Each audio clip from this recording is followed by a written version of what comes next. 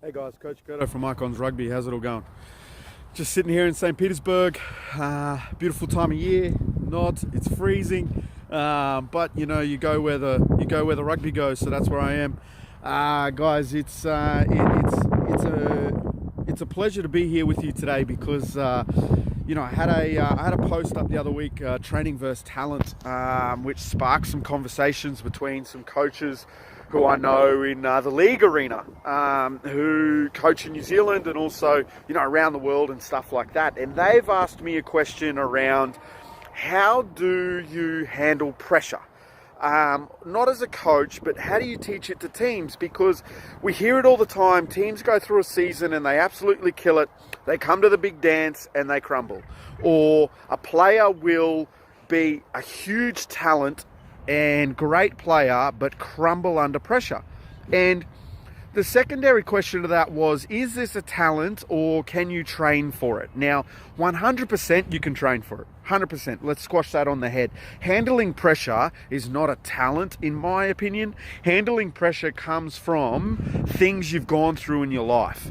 Situations you've been through in the past. So some people can sit in the eye of the storm and be ridiculously calm and make clear, focused decisions. Other people panic and go, holy crap, there's a storm around me. This could happen and that could happen and this could happen, and crumble. That's for me what happens when players make bad decisions on the field in high pressure situations, is they're not clear and not calm in their environment because of they stress about the what ifs and what ofs.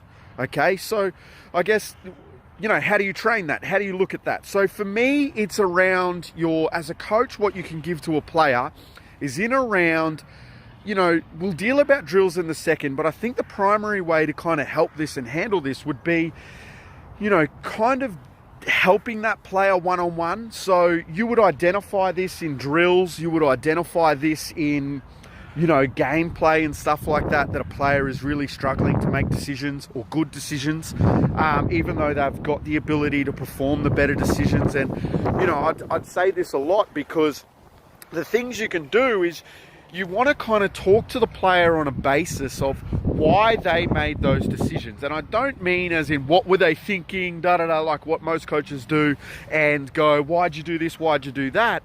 Ask them what they saw. Okay, so in the field, what pitches did you see to make that decision? Get the player to look at every situation from a different context. So if I'm a playmaker and I should have passed and I kicked. Okay, what did he see? Why did you kick? Oh, someone called.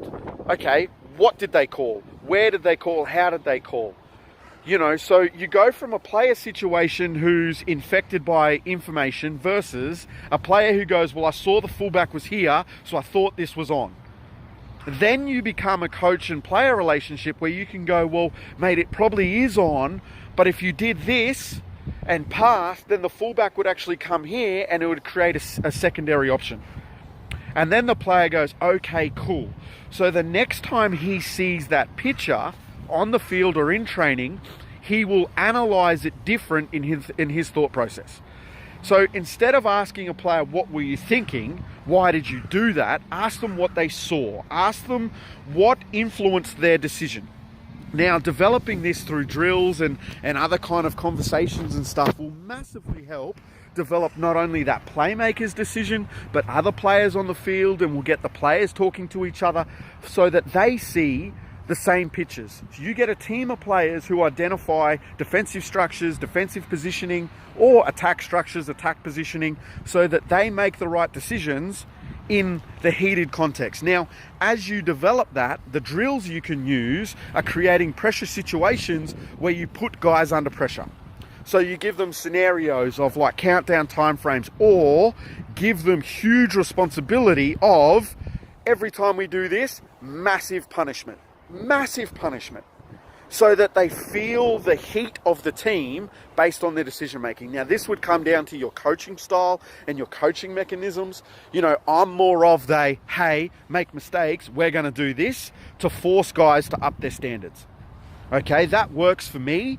and it's what I do, and I'm consistent with it, so it operates. But not everyone can do that. I know Manny doesn't do that. He does different things in his coaching. He will put together more game-based situations where guys are put under pressure from speed of line, or put under pressure through multiple running angles at them to make decisions in defense. So that's how you can handle it in a gameplay situation. Now, identifying what we're talking about coming to a big game, like a huge kind of make or break, must win, pressure cooker situation.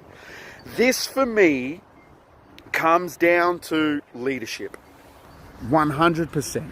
And anyone can win the games during the year, but if you don't win the big dance, does it really matter? You know, no one remembers who won a minor premiership if they didn't win the grand final. You know, that's just pure simple. Everyone remembers who wins grand finals. So how to get that across comes from two things. One is leadership. If you've got a leader or a couple of leaders who set the tone and are great, and leadership is not something that's given, it's something that's created. So you've got leaders in the team, whether they be youth or adult, and they step up and bring the team together and lead kind of like an army, where you've got your colonel out front, you know, your Braveheart situation.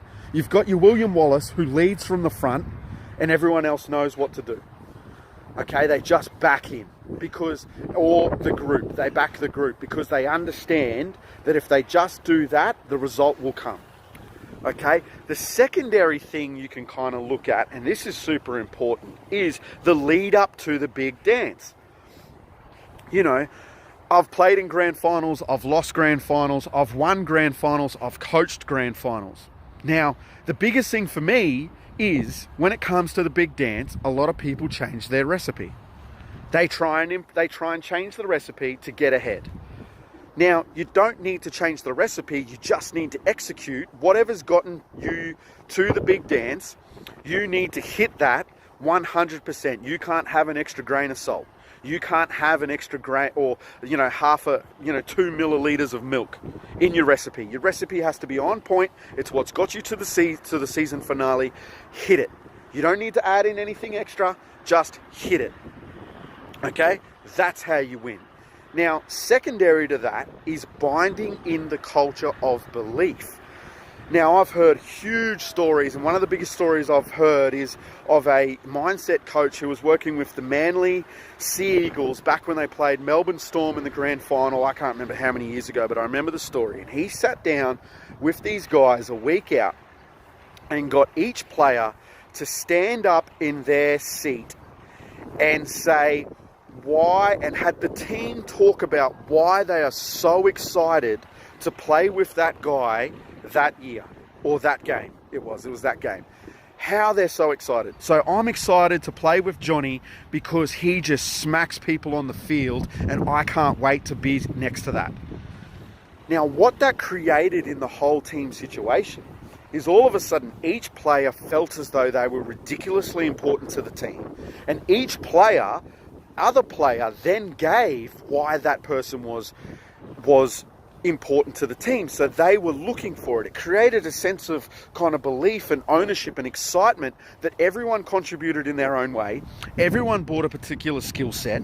Everyone had things to give to the team. And together, they were all super excited about giving that on the field, and people knew what they had to show up with to perform. Now, Manly went on to pump Melbourne by like 40 or something like that. It was a ridiculous grand final. You know, even though Melbourne had been smashing it all year.